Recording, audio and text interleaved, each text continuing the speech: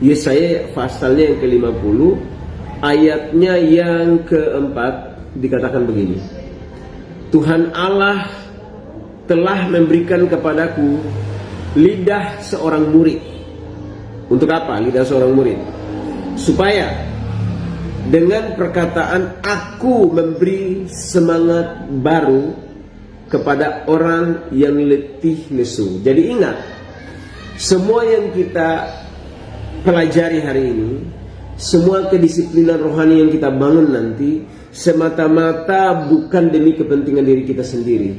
Tapi kalau saudara adalah orang percaya, kalau saudara adalah murid Kristus, kalau saudara adalah orang yang beriman kepada Yesus Kristus secara sungguh-sungguh, maka sadari bahwa semua yang kita kerjakan, semua yang kita bangun dalam kehidupan rohani kita semata-mata bukan untuk kepentingan diri kita, tapi dikatakan di sini bahwa untuk apa? Dikatakan supaya dengan perkataan aku dapat memberi semangat baru kepada orang yang letih lesu. Artinya apa yang kita bangun secara rohani itu juga bermanfaat bagi orang lain, minimal untuk keluarga kita, untuk suami, untuk istri, untuk orang-orang sekeliling kita, untuk saudara-saudara kita, untuk rekan-rekan pelayanan kita, bahkan untuk orang yang sama sekali belum pernah mengenal Tuhan.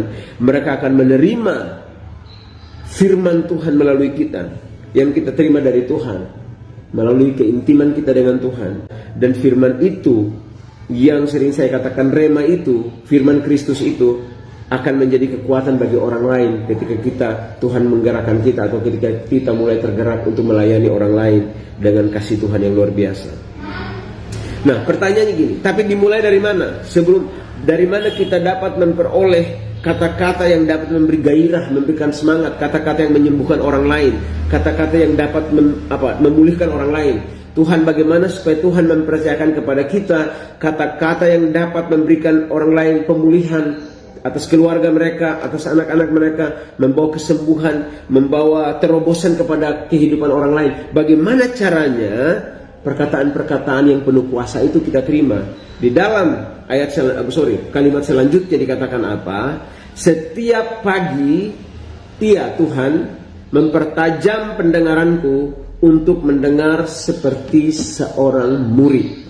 Setiap pagi. Saya sudah katakan mengapa spesifik Alkitab katakan setiap pagi, bukan setiap hari. Kita bisa punya pandangan yang berbeda tentang hal tersebut. Tapi pagi hari itu merupakan waktu di mana saudara belum terkontaminasi, belum terpengaruh dengan isu kehidupan tentang masalah ekonomi, politik, masalah sosial media yang saudara kemudian lihat. Banyak informasi-informasi menegangkan di situ. Sebelum saudara melihat semua sampah-sampah di dunia ini, mendengar semua sampah, berita-berita yang adalah sampah yang mengotori pikiran saudara, biarkan Tuhan mempertajam pendengaran kita setiap pagi, dan biarkan Tuhan berbicara kepada kita. Karena tugas dan tanggung jawab kita sebagai murid Kristus adalah kita akan pergi untuk menjadikan sebuah bangsa murid Kristus. Dengan kata lain, kita pergi untuk memberitakan kabar baik kepada orang lain. Kita memberitakan kehidupan kepada orang lain. Kita memberitakan Injil kerajaan Allah kepada orang lain. Alkitab berkata bahwa aku punya keyakinan yang kokoh akan Injil, karena Injil adalah kekuatan Allah yang menyelamatkan.